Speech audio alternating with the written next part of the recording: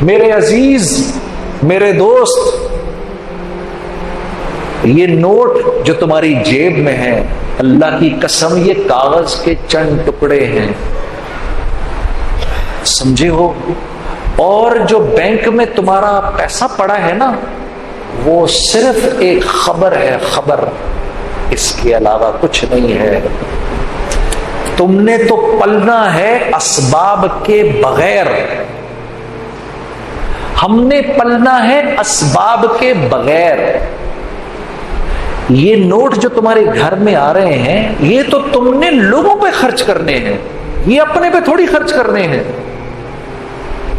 مجھے تم پاگل سمجھ رہے ہو نا، تو سمجھو پاگل، لیکن جس نے میری بات کا یقین کرنا ہے پھر وہ چلے گا، اس سے کام لیا جائے گا۔ تم باقی سارے مجھے پاگل سمجھو، لیکن میں تمہیں ایک حقیقت یہ بتا رہا ہوں کہ اللہ سے یہ مانگ، یا اللہ مجھے اسباب کے بغیر پال، مجھے نہیں پلنا اسباب سے۔ یہ سب کچھ جو تو مجھے دے رہا ہے یہ میں تیرے بندوں پر خرچ کروں گا، ان کو دے دوں گا، تو مجھے ان کے بغیر پال۔ میں قسم کھا رہا ہوں تم اسباب کے بغیر پلو گے۔ یہ ممبر پر بیٹھ کر کہہ رہا ہوں میں، یہ روپیہ پیسہ تمہارے سامنے نہیں آئے گا، اللہ اس کو تمہارے سامنے ہیچ کر دے گا۔ جس چیز کا یقین دل سے نکلے گا وہی اللہ تمہارے قدموں میں ڈال کے تمہارے پیروں کا غلام بنا دے گا اس کو۔ ہم تو وہ ہیں، اب کوئی نبی تو آنا نہیں، یہ آئے گا۔ ہاں یہ ظاہر سی بات ہے، ہم ایسے، ہمارے وزراء بھی ایسے۔ آپ کے بڑے ہمیں بتاتے ہیں بینک میں $16 بلین ہے، ذرا اٹھاؤ ابھی حیات الصحابہ کہ سیدنا عمر روزانہ بیت المال میں جھاڑو پھیرا کرتے تھے، $1 نہیں ہوتا تھا بیت المال کے اندر، اور لوگ ایسے خوشحال تھے کہ ایک زکات لینے والا نہیں ہوتا تھا وہاں پر۔ کیوں؟ وہ سب جانتے تھے ہم چیزوں سے نہیں پلتے، ہم روپے سے نہیں پلتے۔ حاجی عبد الوہاب کے کتنے بیان سن چکے ہیں ہم، یہ یقین ایک پر نہیں، میں نے اس آدمی کے علاوہ یہ بات کسی سے سنی ہی نہیں کبھی۔ تو اللہ اس کو پال رہا ہے اسی طریقے سے۔ ہاں ہمیں نہیں ہے ضرورت، اللہ کی قسم ہمیں ضرورت نہیں ہے، ہمیں چیزوں کی ضرورت نہیں ہے، چیزیں تو ہماری محتاج ہیں۔ میں پیسے کے لیے پیدا کیا گیا ہوں یا پیسہ میرے لیے پیدا کیا گیا ہے؟ یہ گاڑی میرے لیے بنی ہے یا میں گاڑی کے لیے ہوں؟ یہ گاڑی تو میرے لیے بنی ہے نا، یا میں اس کے لیے بنا ہوں؟ کیسے ہم ہدایت کا ذریعہ بنیں گے لوگوں کی اگر ہمیں وہی ساری چیزیں پسند ہو جو ان کو پسند ہیں؟ بن سکتے ہیں ہم ہدایت کا ذریعہ ان کے لیے؟ ہاں، اگر وہ بھی دن اور رات اسی گاڑی کا ذکر کریں، اگر میں بھی اسی گاڑی کا ذکر کروں، میں بھی اسی گاڑی کی تعریف کروں جس کی وہ کر رہے ہیں، وہ کب میری بات سنے گا؟ زندگی بھر نہیں سنے گا۔ وہ سب کہتے ہیں پیسے سے ہوگا، اکانومی اکانومی اکانومی۔ ہمیں کہتے ہیں تھرڈ ورلڈ کنٹری، وہ ہمیں کیا کہتے ہیں؟ تھرڈ ورلڈ کنٹری، یعنی تم بھوکے ننگے ہو۔ مجھے بھی ہمارا پاکستانی ایمبیسڈر تھا، اس نے مجھے بولا ہم تھرڈ ورلڈ کنٹری ہیں۔ میں نے کہا سر تھرڈ ورلڈ کس بنیاد پر ہیں؟ پیسے نہیں تھے ہمارے پاس، پیسے نہیں ہیں؟ ہاں نا، دیکھیں نا ہمارا GDP کتنا نیچے ہے۔ ارے میں نے کہا سر ایک منٹ رک جاؤ۔ میں نے کہا سر آپ کو پتہ ہے جس رسول کے تم ماننے والے ہو، جب اس کا انتقال ہوا ہے مدینے میں یہ حال تھا کہ 3 دن تک چولہا نہیں جل رہا تھا کسی کے گھر کے اندر۔ اگر تھرڈ ورلڈ ہم ہیں تو وہ کون سی ورلڈ ہے پھر؟ وہاں تو کھانے کو نہیں ہے کسی کے پاس، لیکن اللہ قرآن میں اس معاشرے کی تعریف کر رہا ہے کہ نہ اس سے پہلے ایسا معاشرہ تھا، نہ اس کے بعد کبھی بنے گا۔ میں نے کہا آپ اسی نبی کے ماننے والے ہیں؟ کہا ہاں۔ تو میں نے کہا پوچھو نا اما عائشہ سے کہ کسی نے ان سے کہا آپ یہ تیل کیوں نہیں جلایا؟ کہا تیل جلانے کو تیل ہوتا تو پینا لیتے ہم، تو وہاں تو تھا ہی نہیں کچھ۔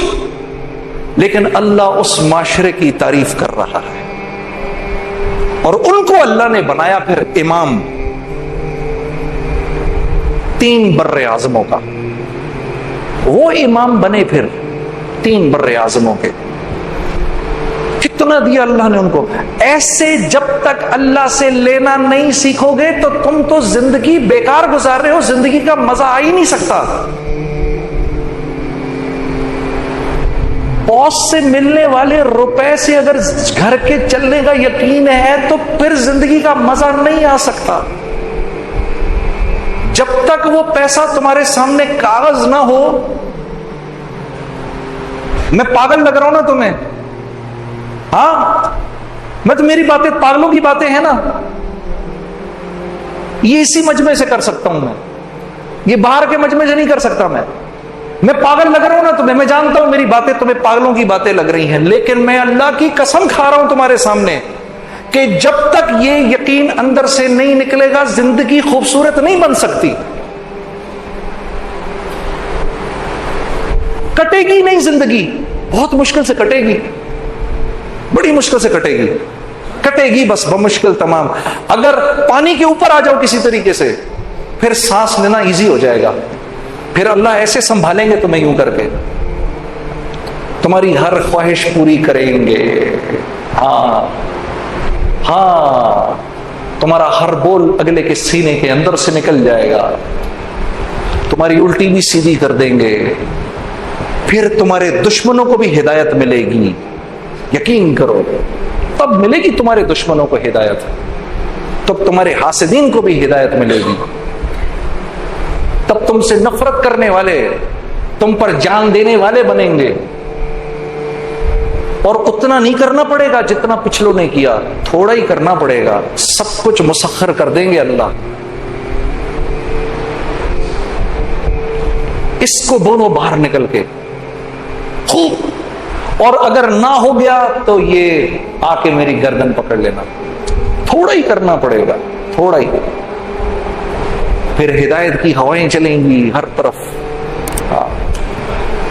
تو ہم سبق بھولے بیٹھے ہیں میرے دوستو، یہ بات ہم بھولے بیٹھے ہیں، اخرجت للناس، ہمیں اللہ نے ساری انسانیت کے نفع کے لیے نکالا ہے، اور نفع کیا ہے؟ ہاں، کچھ سناؤں تمہیں؟ میرے گھر کی 2 روٹی کے لیے نہیں پیدا کیا اللہ نے مجھے، اللہ نے مجھے سارے عالم کا ذمہ دار بنایا ہے۔ جنید، جمشید، سارے عالم کی ذمہ داری تمہارے اوپر ہے۔ کل قیامت کے دن ہم امتن وسطا ہیں، امتن وسطا، ہم نے ساری انسانیت کو کل لے کر اللہ کے سامنے جانا ہے، ہم وکیل ہیں ساری انسانیت کے۔ ابو سعید خدری رضی اللہ تعالی عنہ ایک حدیث بیان فرماتے ہیں، فرماتے ہیں نوح علیہ السلام کو لایا جائے گا اور نوح علیہ السلام سے پوچھا جائے گا، آپ کی قوم کہتی ہے آپ نے اللہ کی بات ان تک نہیں پہنچائی۔ نوح علیہ السلام جانتے ہوں گے کہ یہ بات اللہ بھی جانتے ہیں کہ سچی نہیں ہے، لیکن وہ کیونکہ حساب کتاب کا دن ہے اور وہ انصاف کا دن ہے،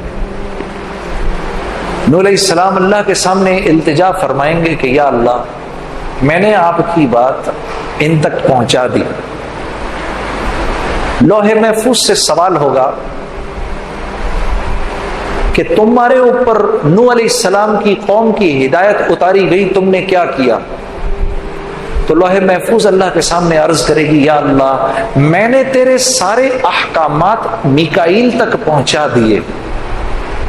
میکائیل علیہ السلام کو طلب کیا جائے گا، خوف کے مارے ان کے گلے میں غرغرہ ہوگا، آواز نہیں نکل رہی ہوگی، ڈرتے ڈرتے اللہ کے پاس پہنچیں گے۔ اللہ رب العزت فرمائیں گے کہ کیا لوح محفوظ سے نوح کی قوم کے احکامات تجھ تک پہنچے؟ وہ کہیں گے یا اللہ مجھ تک پہنچے، تو تو نے کیا کیا ان کا؟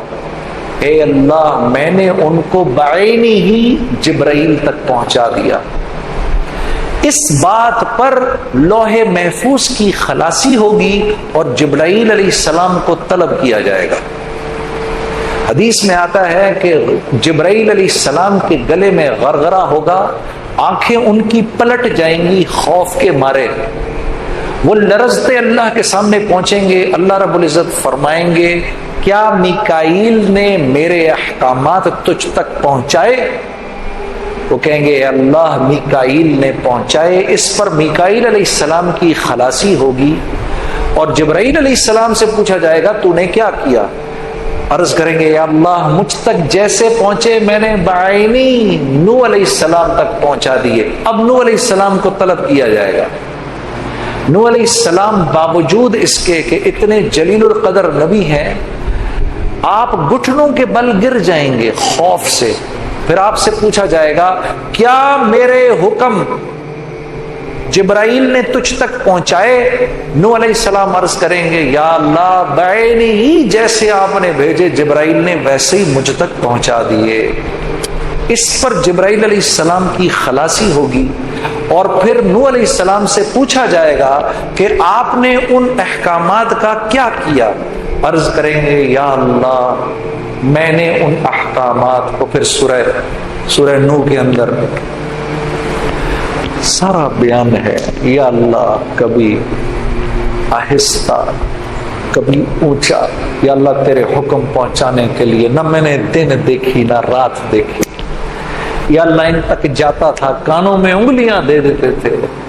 یا اللہ میں نے ان کو بتایا فَقُلْتُ اسْتَغْفِرُوا رَبَّكُمْ إِنَّهُ كَانَ غَفَّارًا. میں نے بولا ان کو یرسل السماء علیکم مدرارا ویمددکم باموال وبنین ویجعل لکم جنات ویجعل لکم انہارا.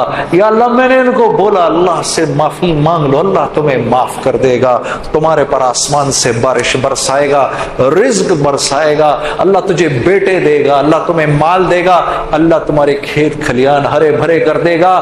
اللہ کی قدر ویسی کرو جیسے اس کی قدر کرنے کا حق ہے. دیکھو اس نے زمین اور آسمان، چاند سورج ستارے کیسے بنائے، دیکھو اس نے نباتات کیسی اگائی، دیکھو اس نے دنیا میں چلنے کے راستے کیسے بنائے، اس کے نظام کو دیکھو. اللہ کو اللہ مان لو. یا اللہ یہ کرنے کے لیے نہ میں نے دن دیکھی نہ رات دیکھا. پورا نظام ہے، پورا واقعہ سنائیں گے اللہ کو، پوری کارگزاری سنائیں گے. تو اللہ رب العزت ان کی قوم سے پوچھیں گے میرے نبی نے یہ باتیں تم تک پہنچائیں؟ وہ کہیں گے یا اللہ نہیں پہنچائیں. تو نوح علیہ السلام کو حکم ہوگا جاؤ اپنے گواہ لاؤ، جاؤ اپنے گواہ لاؤ. انتہائی پریشانی کی حالت میں سارے محشر کو دیکھیں گے. اللہ کی شان پھر ان کی نظر آپ پر پڑے گی اور کہیں گے اے اللہ مجھے میرے گواہ مل گئے. امتن وسطا، کون ہے آپ کے گواہ؟ یا اللہ امت محمد یا میری گواہ ہے صلی اللہ علیہ وسلم. ان کی قوم چیخے گی یا اللہ یہ ہمارے بہت بعد میں آئے ہیں. اللہ ہم سے پوچھیں گے تم کس بنیاد پر گواہی دیتے ہو؟ تو ہم ایسے قرآن اٹھائیں گے، کہیں گے یا اللہ یہ تیرا کلام ہے اور سچا ہے، اس کی بنیاد پر ہم گواہی دیتے. تو نوح علیہ السلام کی خلاصی ہوگی. کئی انبیاء علیہ السلام کی ہم گواہی دیں گے یا اللہ یہ سچے ہیں، ان کی قوم جھوٹی ہے. کہ میں کوئی سخت بات نہ کروں، جتنی نرم بات کر سکتا ہوں میں کروں، لیکن وہ سوال ہی اس کے اتنے اس کے الٹے سیدھے سوال ہوتے تھے میرے سے. پھر کہتی تھی خوش رہا کریں خوش رہا کریں خوش رہا کریں. آخر کو میں نے بولا میری بہن ایک منٹ، یہ تو تم بار بار کہہ رہی ہو خوش رہا کریں، مجھے بتاؤ دکھی رہنے کا دل کرتا کس کا ہے؟ کون دکھی رہنا چاہتا ہے؟ کوئی رہنا چاہتا ہے دکھی؟ یہ تم بار بار کہہ رہی ہو خوش رہو خوش. ارے میری بہن خوش رہنا نہ رہنا انسان کے بس کی بات نہیں ہے. یہ تو اللہ کی طرف سے انعام ملتا ہے. اللہ جس کو چاہیں تو خوش کر دیتے ہیں، جس کو چاہیں دکھی کر دیتے ہیں.